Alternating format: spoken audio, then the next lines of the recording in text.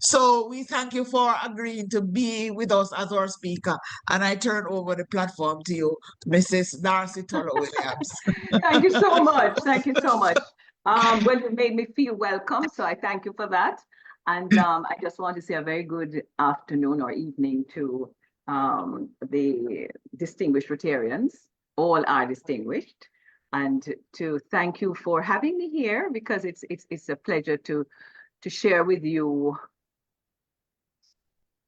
on about an organization that I respect dearly, not because I'm there, but one that I think is noble in its intent, and that is of providing for the most vulnerable of society. And you'll hear me use that word constantly, because that is who we take care of.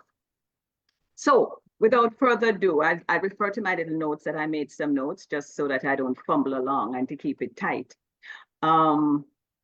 We are not just an organization, but we are a living expression of faith in action, a community rooted in love, in compassion, in dignity, and service to the most vulnerable of society. Our mission is inspired by the healing and caring ministry of Jesus Christ and grounded in the biblical call to care for the least of our brothers. Our work is shaped in prayer, service, and the belief that every human being possesses inherent dignity and worth. That is something that we're not observing nowadays. At Mustard Seed, we strive daily to become the hands and feet of Christ in a world that is extremely challenging, as we know. And this doesn't mean that we are perfect, because perfection is something that you are working towards. And it's a journey, and it's a journey that we've taken with our brothers and sisters, yourselves included. Now, the name Mustard Seed is deeply symbolic and rooted in the scriptures. In the Bible, it is said that the kingdom of God is like the smallest of seed, which when planted grows into a large tree, providing shelter and nourishment for others. This image perfectly reflects the journey of our ministry. What began as a small act of faith many years ago, I think in 1978, has grown into a wide-reaching ministry, impacting hundreds of lives throughout Jamaica and beyond. The Mustard Seed teaches us several important lessons. One, faith does not need to begin large to become transformative. Two, small acts of compassion can grow into life-changing movements. We have seen that. Growth happens when faith is nurtured through sacrifice, perseverance, and service. Our organization has lived this reality through all the daily challenges that we encounter. From humble beginnings, Mustard Seed has grown into a network of apostolates, homes, schools, outreach programs, and ministries dedicated to serving vulnerable children and adults. Now, let's look at our founding story. It began in the inner cities of Mona Commons, up by Papine side, right next to Aquinas Center. And our founder father, at the time he was Father Gregory Rankison, he's now the Vicar General of the Archdiocese of Kingston, that's a Catholic church. He recognized the deep suffering experienced by many individuals living on the margins of society. Abandoned children, persons with disabilities, single parents, troubled youth, and families trapped in poverty and neglect. He believed strongly that those individuals deserved more than charity, but instead dignity, love, opportunity, and belonging. With only, I think, a loan of about $600, Jamaican dollars, and an unwavering faith in God, Father Gregory, Monsignor Gregory, established a small basic school and a community support initiative. The early ministry, I believe, included a candle making project for income generation, a gathering place for vulnerable youth, and welfare assistance for struggling families. But 2 years later, tragedy struck when the original facilities were destroyed by fire. The property was razed, and for many organizations, this would have been the end. But for us, it became the beginning. Out of the ashes, emerged a stronger vision, deeper commitment, and an expanded mission. What appeared to have been devastation became an opportunity for growth. And the spirit of resilience continues to define who we are. At the heart of the organization is a spirituality deeply centered on the presence of God. Two phrases have become central to who we are, and they are, "Thank you, Lord," and "He's here."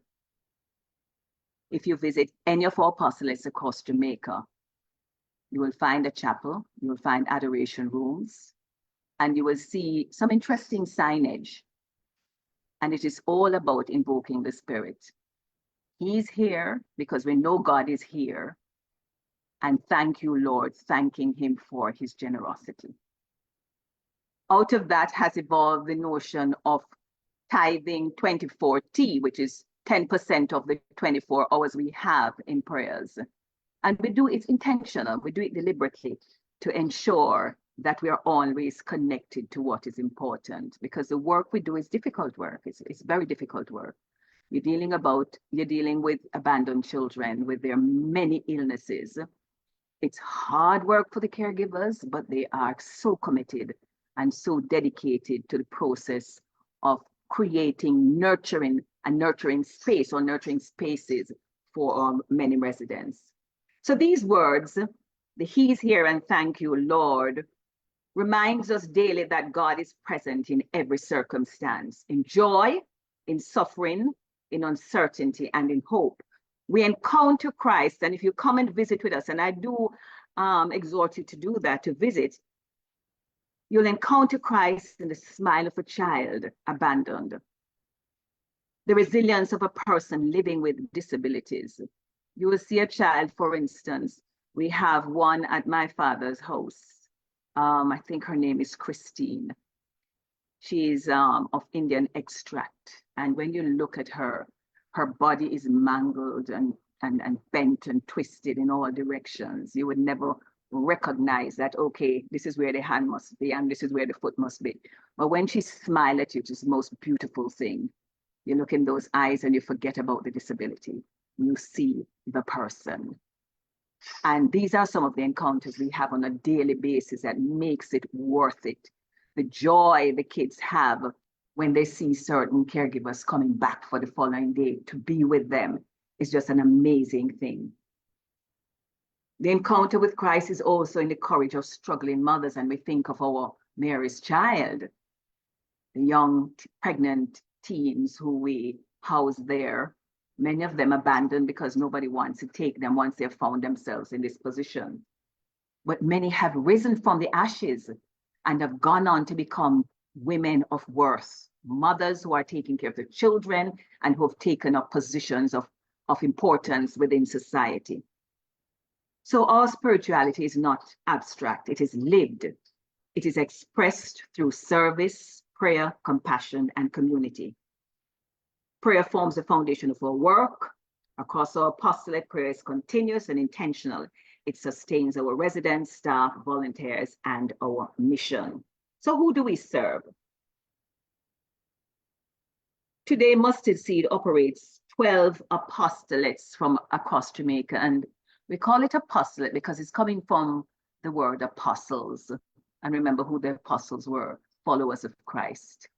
So if you listen to the names of all our homes, you will find that there is some kind of biblical connection. So our head office is my father's house, and there's poetry in it.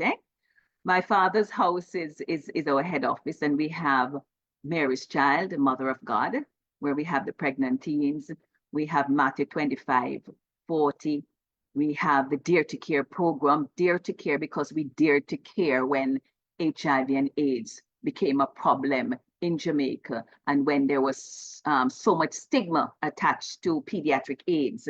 People didn't know what to do with it because there was no history in terms of managing that population. People were into, get rid of them, left them out in our foul cup. We had a child, for instance, that we brought in from, I don't remember which parish, but she was found abandoned in a chicken coop. She was at the time about 3 or 4 years old. Her head was infected by maggots. Hope nobody's having dinner. Infected by maggots. And we took the child in because she had nowhere else to go. We took her in, and I remembered the caregivers ministering to that child and removing every maggot from her head and making sure that she was kept sanitized. And that child grew in stature, survived. I remember when we had a visiting priest, bless her, because we thought, she's not gonna last, So last rites, give her the last rites, Father. She blossomed and went on to be reintegrated back into community now that the disease is not so much a taboo as it used to be. You understand? Because people used to run from people who hear about AIDS. No one drink nothing, no one touch them, no one see them. They fight, lose them work and that sort of thing. But we dared to care when we opened up. And I remember when we opened up the Dare to Care facility many, many years ago, Harry Belafonte was one of those dignitaries who came down to be a part of the process. So our population, as I was saying, HIV, we have about 470 children in our care, including the physically disabled, mentally challenged, children living with HIV/AIDS, and of course, we also provide support for vulnerable teenage mothers and families experiencing extreme hardship. Many of the children who enter our homes have experienced unimaginable trauma. We're talking about abandonment, abuse, neglect, stigma, and social exclusion. What we are aiming to do at Mustard Seed is to ensure that they find safety, that they find family, that they are educated, that medical care is provided for them, that those who need therapy receive the same, that there's spiritual support, and least of all, unconditional love. It's an ongoing process. We do not simply provide shelter, we create homes. We restore dignity, and we nurture hope. 90% of our residents that we have in-house are placed with us through the CPSFA, the Child Protection Family Services, and the Family Court, with the majority of them being left with us for life because they have nowhere else to go. Invariably, they come because the parents can't afford to take care of them. They don't have access to the rehabilitation that the child would want. And so the deal is, listen, I can't manage. So they go to the CPSFA and say, listen, I need for you to take the child. The social inquiry is done and the child is placed with us, particularly if the child is challenged. I want to share another story with you. And this is, I don't know if you've heard about our Haitian children. About 2 years ago, we expanded our ministry to include 59 Haitian children who were displaced by the instability and crisis in Haiti. Welcoming these children into the family presented enormous challenges because let me tell you something, we thought we had seen all the potential disabilities that one could imagine, the deformity that is there, and also others like who are on the autism spectrum can be a very challenging population. those with intellectual disabilities. We figure we have the whole gamut.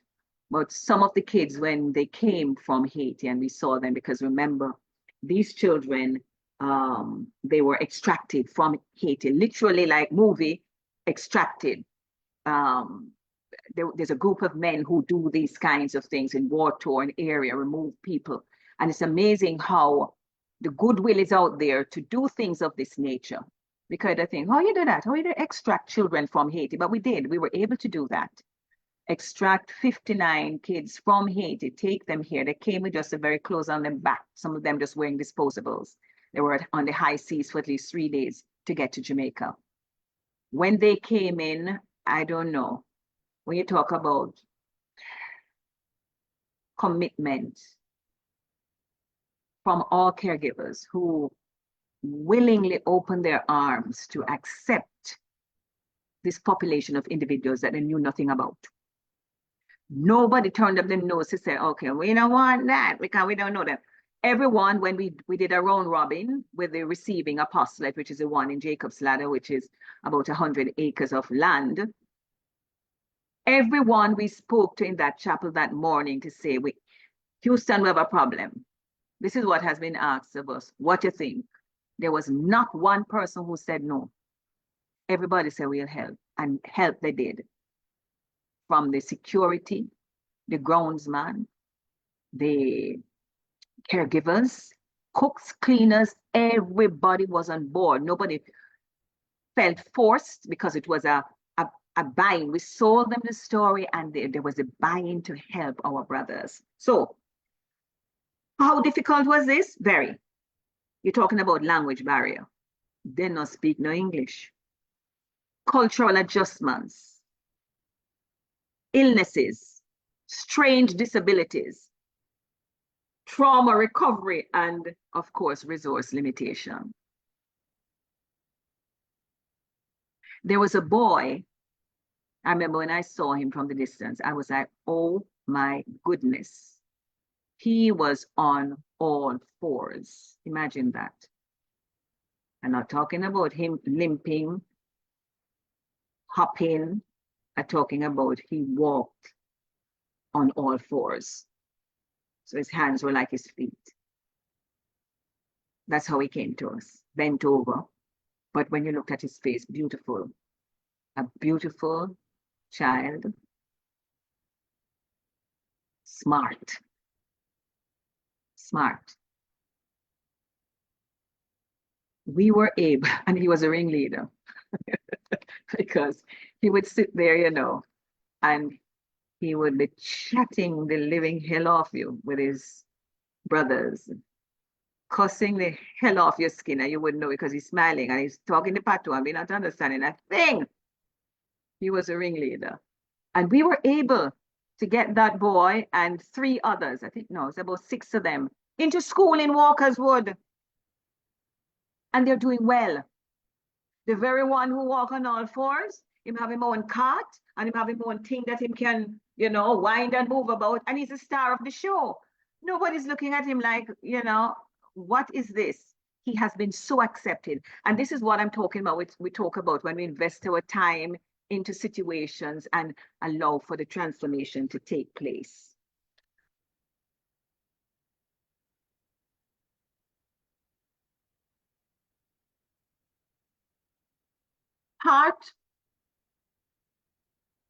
One of the things that also make us who we are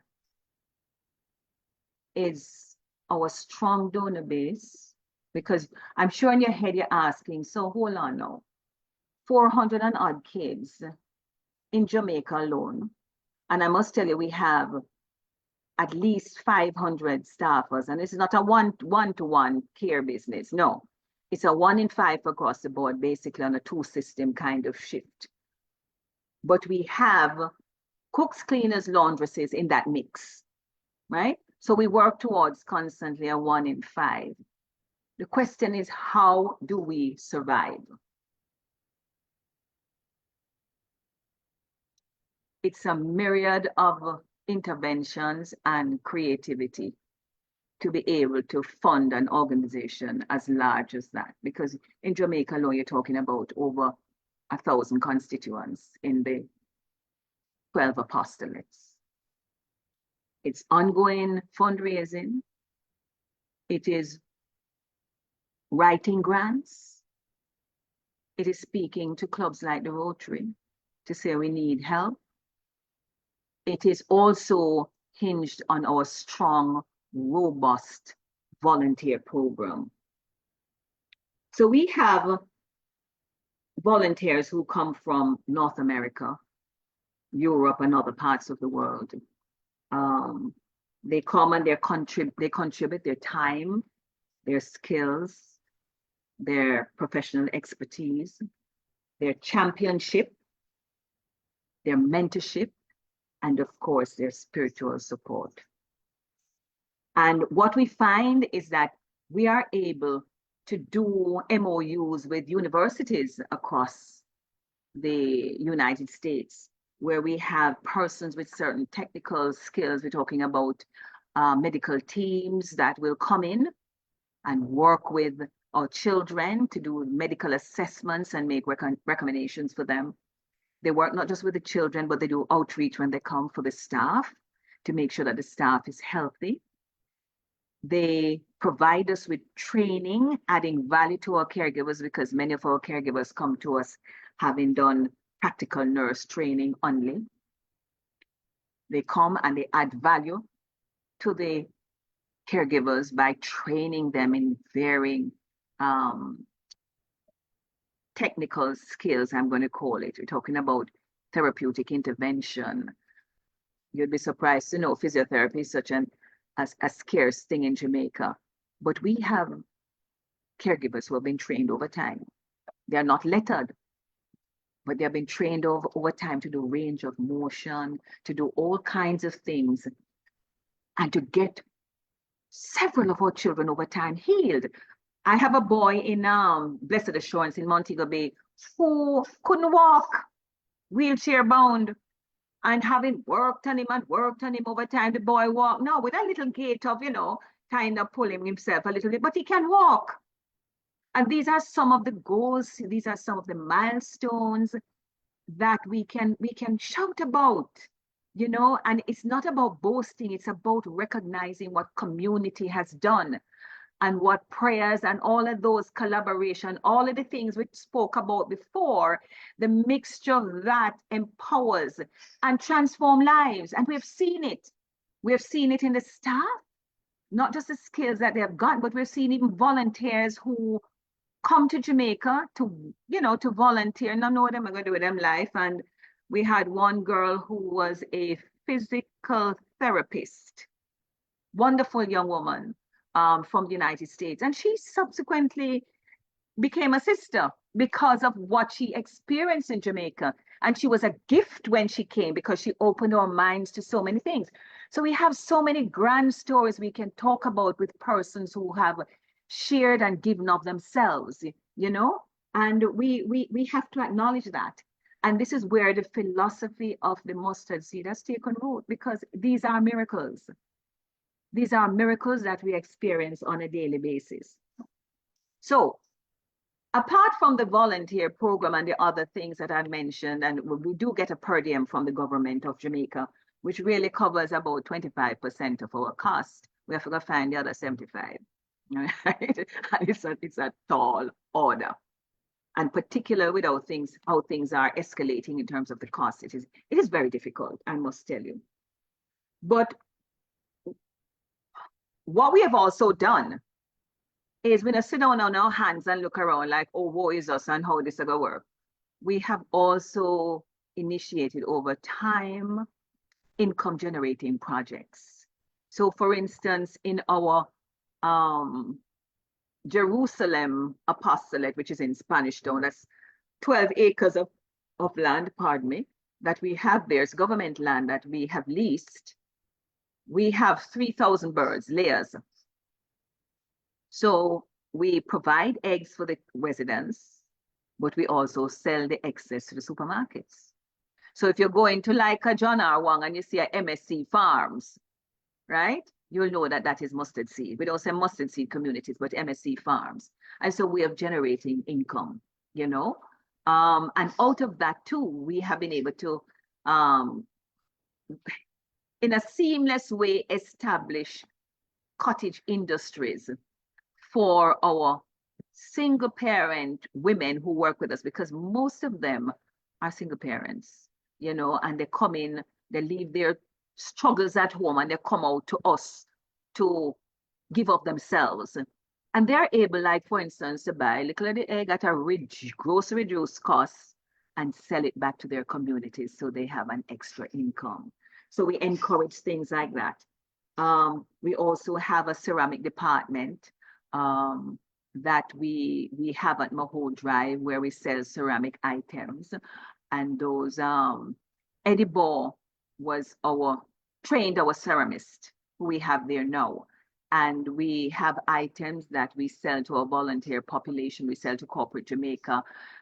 Corporate Jamaica will call us and say, okay, we want some gifts for our partners. What do you have? They come down, look and say, okay, we'll take 50 or 100 of this. We'll make it for them based on the specifications. And that is how we also bring funding into the organization.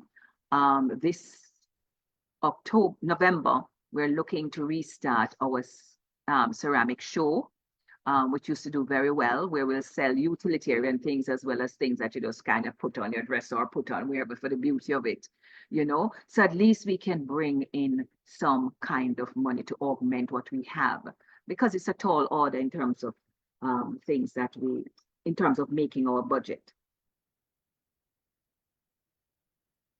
So we go beyond the physical needs. We provide holistic and therapeutic intervention designed to support emotional, psychological, and developmental of our children. And through the volunteers and through partnership, we are also able to provide things that are important to them, the physiotherapy, I spoke of that, the education, because we have basic schools in-house as well as special ed. We have a special ed unit at Jerusalem where we deal with the needs of the children there. We deal with speech therapy, recreational programs, and spiritual formation. And the volunteers are all part of this when we have them visiting. If you came there, my love, you would be part of that, you know, we'd make sure that you're exposed so you get a good sense in terms of what it is we do. We also have a formation house, because you hear me keep talking about the spirituality. It has to have structure. It has to have structure. And so we have a formation house that is responsible for training brothers, men who have come to us and say, okay, we want to be an aspirant in terms of working towards becoming a deacon or a priest. And so we have that in place. These young men, some of them are from Africa, the continent of Africa, and we have about 5 of them now with us. As a matter of fact, next week, next Sunday, we're going to be having ordination of 2 of the young men, Deacon Argon and Deacon Goodwill, who will be taking their priesthood vows. So that is something to look forward to, because at least when we have our priests in-house, the spirituality can be maintained and anchored. Because right now, the 3 priests who are there are really administrative persons, you know, who are responsible for setting the policies and tone of the organization. We now need people in the trenches, priests working with the staff, dealing with some of the staff issues, because the staff are our best asset, valued asset, and we have to make sure we're taking care of them. One final thing I wanted to mention to you is that over the years, the mission and philosophy of Mustard Seed has expanded beyond the shores of Jamaica. Today, the ministry has grown into an international network of apostolates serving vulnerable communities in not just in Jamaica, but Zimbabwe, Malawi, Nicaragua, and the Dominican Republic. This expansion reflects the universal nature of our mission, and that is responding to human suffering wherever the need exists and extending Christ-centered care across cultures and borders. In Zimbabwe and Malawi, our outreach focuses on caring for, again, vulnerable children and families impacted by poverty, and particularly there's a large contingent of children who are impacted by HIV/AIDS. And of course, there's food insecurity there. So we are involved in that. In the Dom Rep, we have the same replicated right across. And in Nicaragua, we have the Christ in the Garbage project, which is an unusual one, where we actually go on the dump there. We work in the dumps, meeting with mothers and fathers and providing them, particularly the mothers, with a skill, and that is literally learning how to make craft items, and they are fantastic. They make bags and little zipper thing to hold your phone, but it's a skill that we are giving them, and this has worked out for a lot of them who are able, because they live on the dump. And we're talking about not Nicaraguans, but some of them, quite a bit of Haitians are involved there. So we offer that kind of assistance. Finally, because I don't want to overstay my time, I just want to reflect on the journey of mustard seed communities. We're reminded that great transformation often begin with the act of faith or acts of faith. The mustard seed may be small, but its impact is awesome. It's powerful. Today, we continue to answer the call to corporate works of mercy, which is to feed the hungry, shelter the abandoned, care for the vulnerable, and restore hope to those society often forgotten. But of course, we can't do this alone. We can't do it alone. We rely on partnerships, volunteers, benefactors, donors, communities, and people of goodwill who believe in the dignity of every human life. Together, we can continue building communities of love, healing, and hope. And so I just want to take this opportunity to thank you for allowing me to share the story and the mission of our organization, Mustard Seed Communities. And may God continue to bless you all. Amen. Amen. Amen. Thank you Amen. so much, Darcy. Hi, girl. What a mission. Mm. What a mission. Ladies and gentlemen, we have a few minutes where we are going to allow anyone who would like to comment, anyone who would like to ask a question of Mrs. Tulloch-Williams, or anyone who would like to publicly donate to mustard seed communities. So if you just raise your hands, please use the hand feature, and I will call on you and give you an opportunity to ask, comment, or donate. Okay, I see our Manor Park Rotarian Bernadette. Please go ahead, unmute and go ahead. Thank you, President. Mrs. Tulloch-Reid, thank you so much for that presentation. Tulloch-Williams. Sorry. That's all right. I've been called Tulloch-Reid all the time. No, don't worry. There's a Tulloch-Reid. Yes, There's my one. doctor. Yes.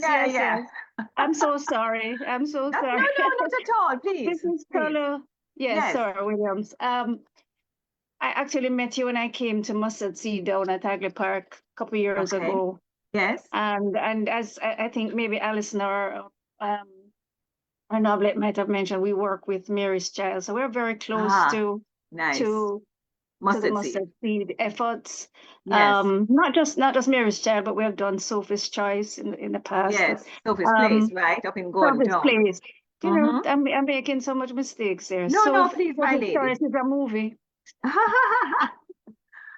But the Ah, story of Mustard Seed is so inspiring, and you really articulated it so well. thank you.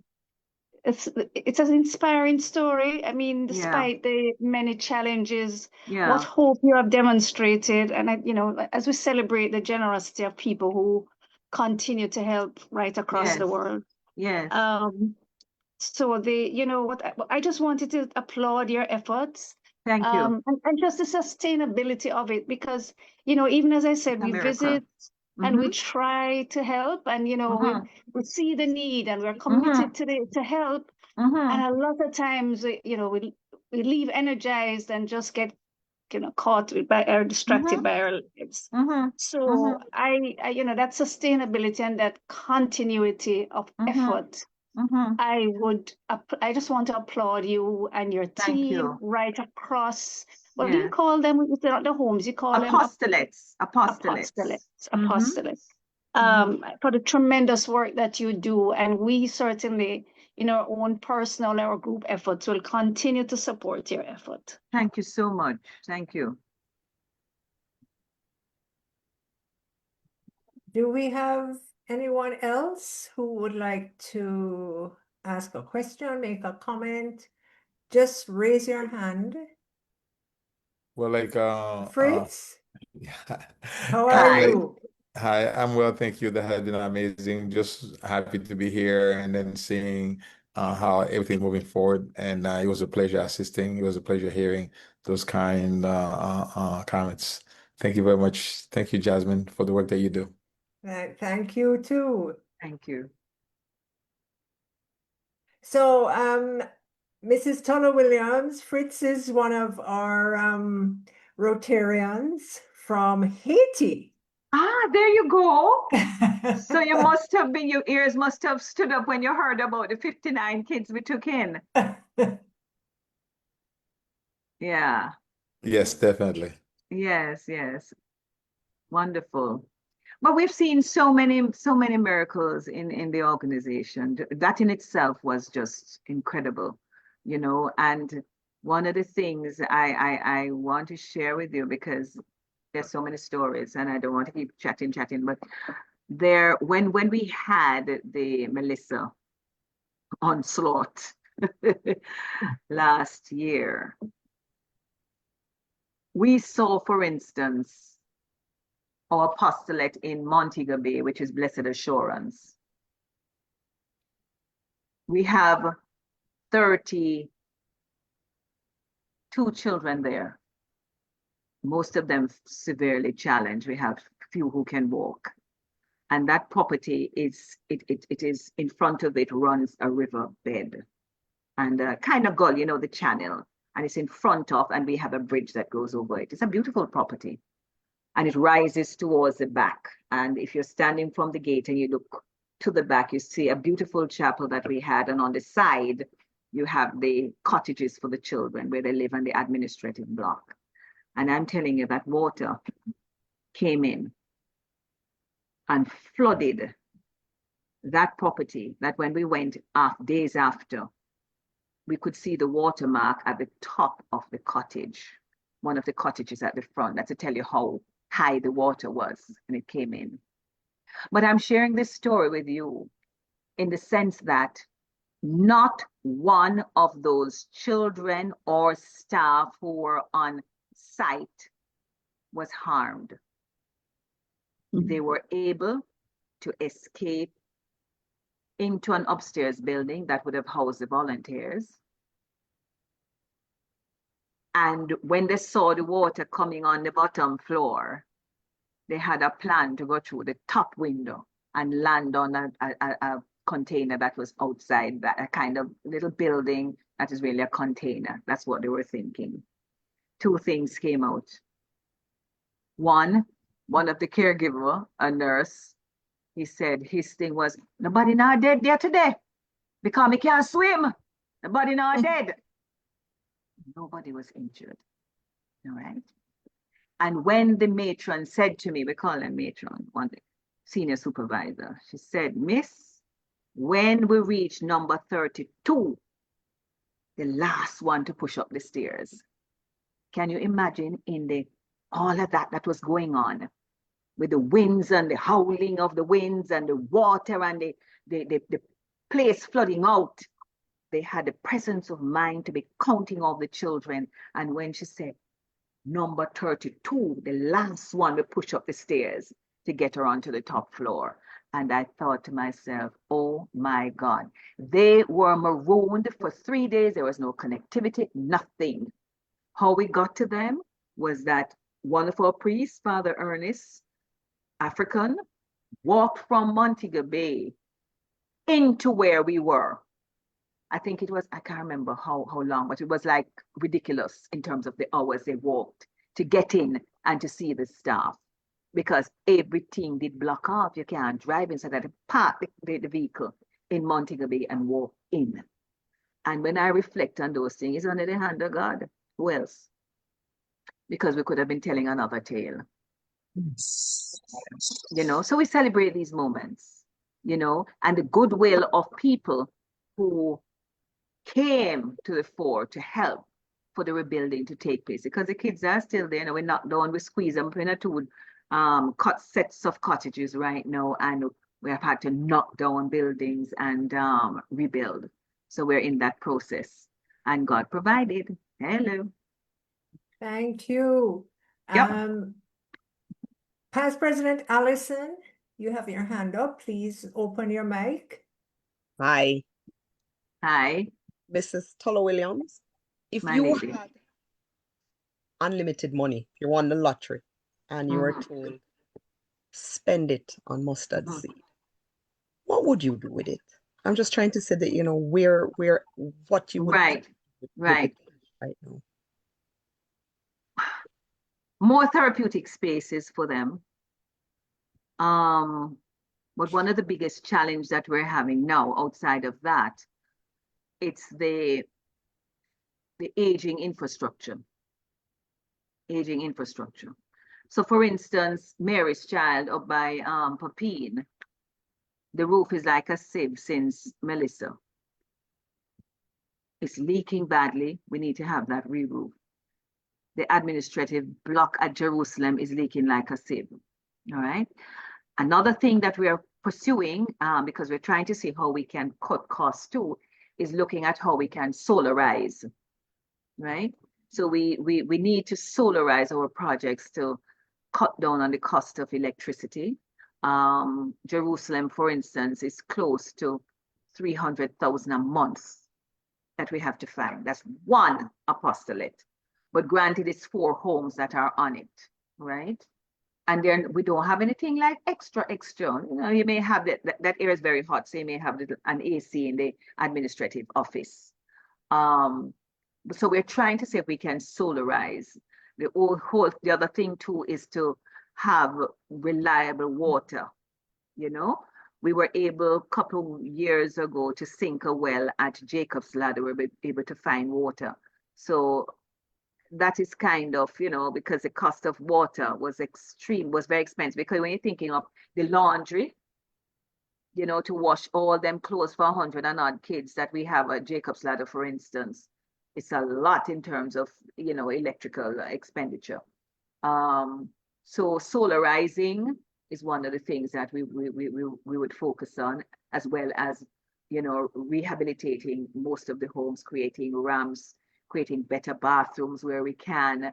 And as I said, the programmatic side of things, expanding like the therapeutic space where the children can thrive in more, be able to provide them with things that can make them become a little bit more dexterous, who need to, you know, to be able to move their hand, to be able to employ more social workers, for instance, because we need people who are trained to be able to deal with the issues that we encounter on a daily basis, not just with the residents, but also with the staff, you know. So you need advocates for both sides, because it's difficult. So my love, I could go on and tell you more, you know. No, Vehicles. I want you to say, because on this platform, you never know. Vehicles right now, Mary's child vehicle is down. We can't fix that no more. We fix it. We have a little in-house mechanic. We can't fix that no more. We have to get rid of it. We're trying to see if we can get funding for that. Jerusalem need another bus, is the same thing, because the plying between Kingston and, let's say, a Spanish Town, or Kingston and a Jacob's Ladder, it's incredible. When you look, for instance, on a report sheet for travels done by one of these buses, you're looking at probably sometime 300 trips for the month, and you wonder, how can one person do that? But that is what they have to do, because they have to go to the hospital. Every day they're going to the hospital, and they're going to and from. And sometimes, you may have, you drop off a child, but you have to pick up a donation. You can't leave the donation. You have to get the donation. So it's a lot of toing and froing, and the vehicles are, run them into the ground. So can you tell us where Jacob's Ladder is? Because we have people here from Haiti and Cayman, so they may not quite understand. Okay. So Jacob's Ladder is in St. Anne, in an area called Monigue, right? And it's 150 acres of land that we've leased from the government, of bauxite land, reclaimed land that we've leased from the government of Jamaica. But we have been very bright and out about, because we have built on it full concrete, this, that, and so we hope the government don't come and pitch us off, because that would be really something else. And I'm sure we'd get you to placard, we want justice. Of course. We want justice. Advocate, yes. Yes. So that's where it is, in Monique. Beautiful property. And we have several villages there, with, I think, about 180 odd residents there now. And we also have the Haitian children there in a village called Ephesus. Thanks for clarifying, because with our international guests, we know where it is, but I wanted to make sure to. Oh, yes, of course. And Blessed Assurance is in Montego Bay. Jerusalem is in Spanish Town, the former capital of Jamaica. And the rest are basic. We have one also in Mandeville, Spur Tree, Gift of Hope. They have about 28 residents there who are challenged. One of the things in the population too, outside of the physical disability, that we have had to be dealing with now, is the whole business of tubies. We call them tubies because they're tube fed. So in Kingston, at the head office, we have about 10 of them, because they have digestive disorders, and we have subsequently found over time that the best way to deal with them is to have them give them dense, things that are dense in terms of nutrition, and to have them have their food pureed and tube fed to them, so that the absorption can take place. Because at one stage, we used to have kids where they say, oh, the child go to the hospital, the child is malnourished. And we're saying, how? Because it was not being absorbed properly. Gotcha. So we've come a long way in terms of, treating with some of the things that we have. Thank you. You're very welcome. All right. Yeah. PP Noblet, you want to ask a question? Yeah, no, I just want to make a comment generally, especially for the Jamaicans here. Before we started, we were chit-chatting with Darcy, a few of us. Just want us to really, as Jamaicans, accept an idea that as adults, we are not just biological parents, but we have to see ourselves as surrogate parents too, for all the children that are in our space, so to speak, and that we should provide as much care as we can for them in terms of our time. It's not just always material things. When you talk about Mary's child, they need people to talk to and people to listen.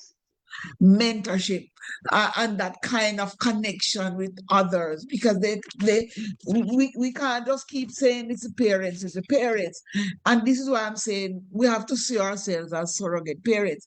You talk about Mary's Child, that's where our young ladies who are young Pregnant. mothers find themselves, teenage pregnancy. And in Jamaica, they're saying we're having about 6,000 of them every year, and they're actually teenagers. So, part of the work that we can do is to advocate as best as we can around prevention of some things. Not everything is inevitable. It's inevitable that you will need care if you're born with certain biological and mental challenges. There's no getting around that. But our teenagers don't have to, so many don't have to become parents. Add to the stressors and the challenges that go with taking the care of them and their offspring. So I just want to appeal to everybody here to find ways and means to be inspired by what Mustard Seed community is doing, and to find ways and means to intervene before they have to, so many of them have to land in places like Mustard Seed. Now we have to understand, if institutions like you are not around, where will these people go? So I'm just appealing to us, and wherever you are in the Caribbean, actually, just look around you and start to become your brother's keeper and your sister's keeper. That's just my comment. And may I say, you make a valid point there, because about a month, 6 weeks ago, I went by Mary's Child just to, do my usual check-in to see what was going on. And I was flabbergasted, because when I started at Mustard Seed, I started at Mary's Child. It was somewhere else. It was downtown at the time. And it's now, as I said to you before, at Papine, right next to Aquinas Center. And when I went in, what I saw were babies. And on the response, I just went into a fit of laughing, because if I never laugh at a ball, because they were babies, 11-year-old, 13-year-old, 14, fully pregnant, don't have a clue. And the thing is that when you ask, so how this happen? I mean, I know, ma'am, total lack of, you understand me? They don't know. They don't know. It's not that they're bad and disgusting. It's just that them looking for love, somebody who can make them feel, and this is what happened. Exactly. And this is what happened to them, and he said, would you repeat? They said, no, miss. No, miss. I should have listened. One said to me, I should have listened to me when my granny was talking to me. I said, okay, these are the realities of life. Babies. Anyway. Okay. We have time for one more question, if there's any. Just a quick, if I just want to say something. Yes. Sure, go ahead, please. Unmute and put on my mic. I'm having problems with my computer today. I don't know if anyone can see me. Yes. Yes, sure we are. can see you. Yes, Mr. Tulloch-Williams. I mean, I guess it's what struck me. And I've heard stories from Mustard Seed before, but it's always, I say it's like an antidote to despair. It's but it's a direct question I have to ask when I see someone like yourself. How do you keep going? How do you keep going? Because I see so many people in Jamaica give up, throw up their hands, become cynical for much, much, much less. How you keep going?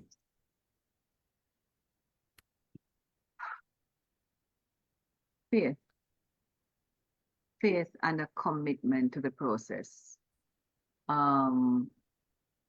Committing to being your brother's keeper. And when you see that you've done something to the least of, that has been impactful for me. That's where I get my adrenaline rush and my high. Because at the end of the day, when I go home, I say, yes. A day can be hard, you know, and you're juggling all the things. But once you get the resolve, the resolutions, and you sort things out, and you see a positive outcome, that is what keeps me going back the following day. And I also have a visionary, Monsignor, you know him, Monsignor, who keeps us on point and holds us accountable. You know, so at the end of the day, you know you have given your best. You know, I mean, when I came in here a while ago, you know, getting ready for this, I came in here dog tired.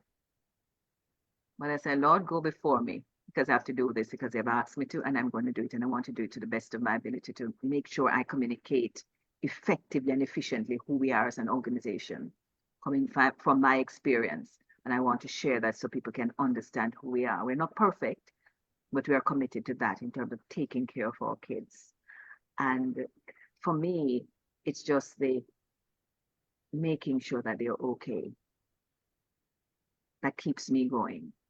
I'm never ever like, I can't bother with this anymore. You know, I've never felt that way. I've never felt to go back into corporate because that was not my Lord. This is it. This is what do it for me, you know, because at the end of the, what is more important than that?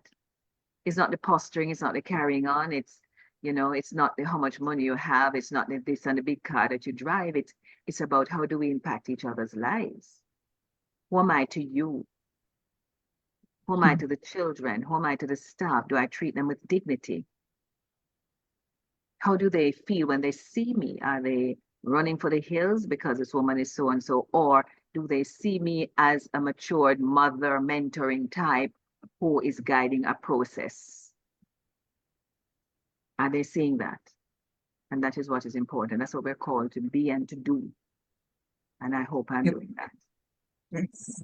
Thank you. All Thank right, you. one last question from Rotarian Guyan. Guyan, you wanna? Thank you. I want to commend the speaker for giving us some hope. You know, these are the unsung heroes in our society that really go beyond the call of duty.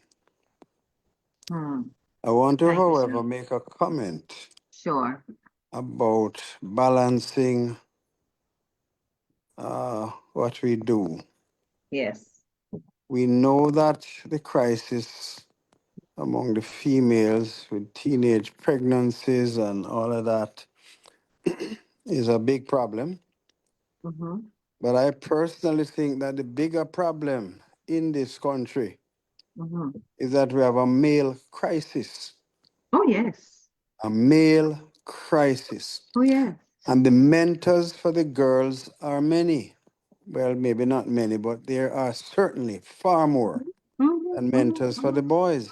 You look at the education system, there are 15 girls' schools and only 7 boys' schools. It's over dominant with female teachers, etc. The mentorship for boys is pitiful.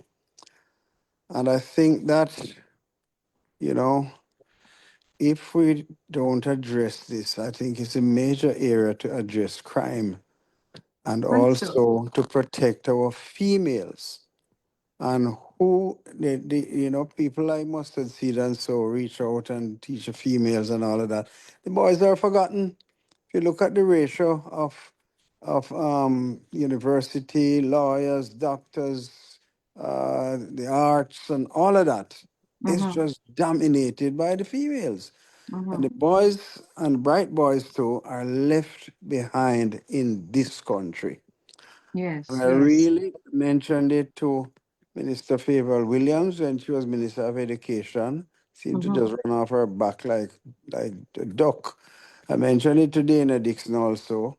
We need to address this issue of the male crisis in this country, starting with the little boys, mentoring them and guiding them on how they're going to protect our females and nurture them, etc., etc. So that's the comment I want to make. But thank you for the hope, Speaker. Thank you, Doc. What you said is quite correct.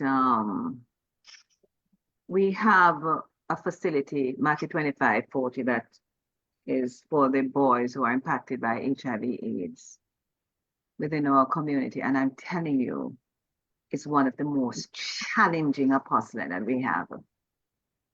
They came to us as babies, and we worked with them. We sent them to school.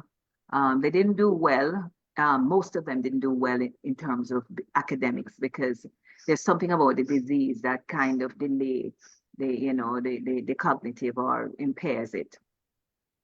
And so we have done vocational training ad nauseum. We train them in this, we train in barbering, tailoring, this, that, agricultural school. But it's hard to cut through and to speak with them. We have, for instance, the Kiwanis who come in, who have worked with them.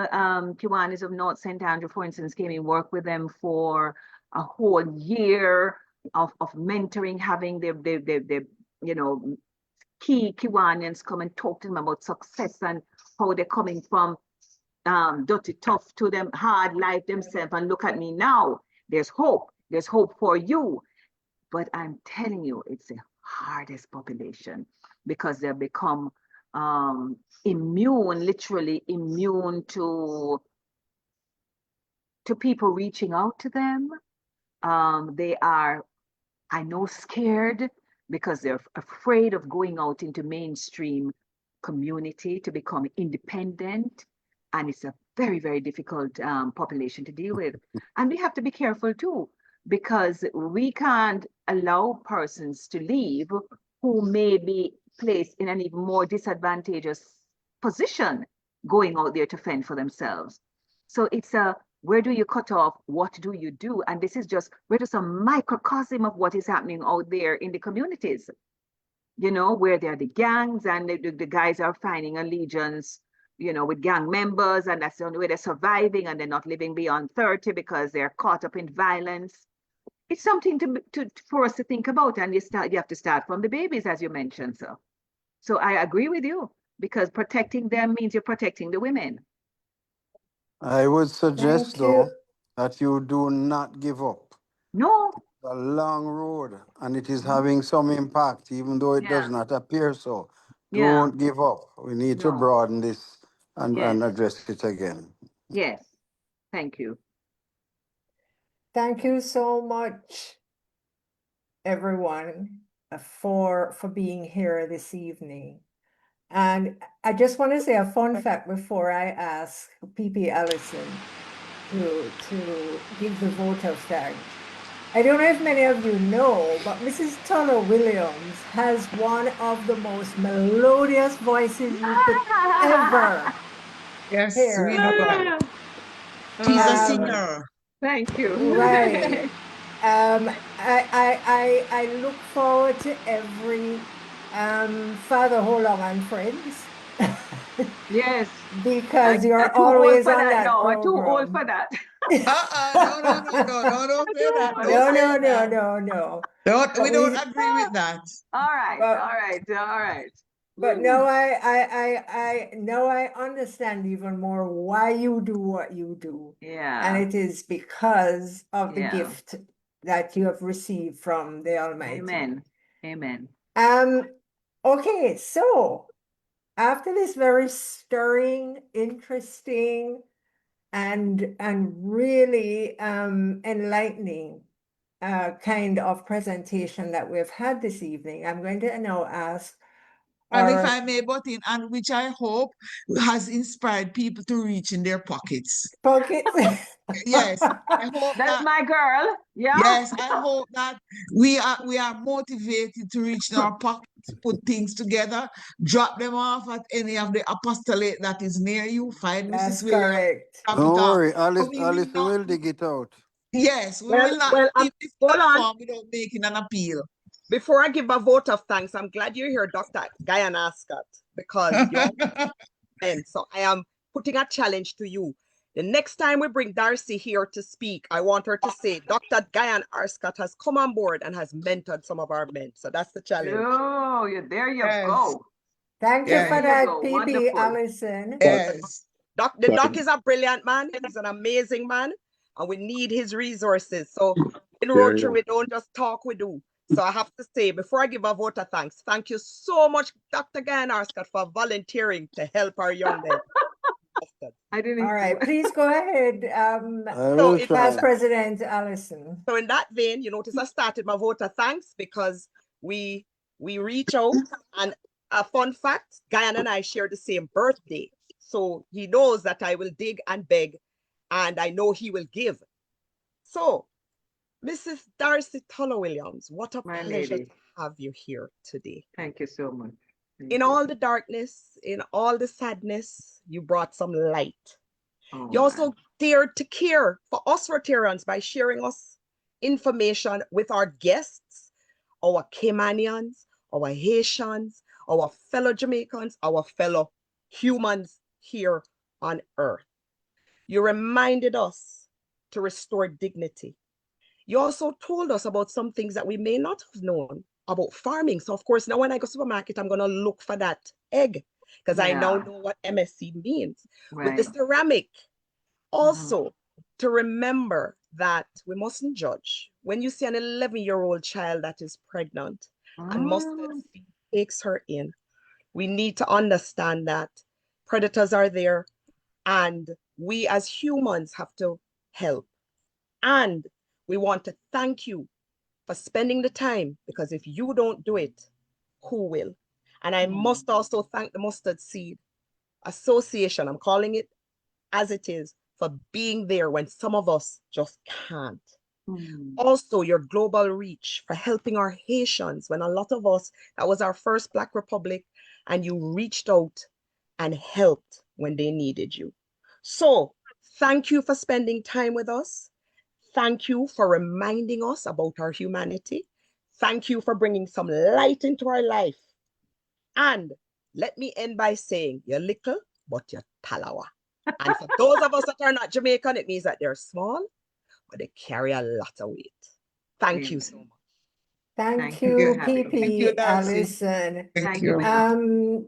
We have a question in the chat which is saying, how do we and what do we donate? I'm going to ask you all to visit the Mustard Seed Community's website. It's a very comprehensive website. It gives you all the information you will need. And I am sure through that website, you'll be able to contact persons like Mrs. Tulloch-Williams.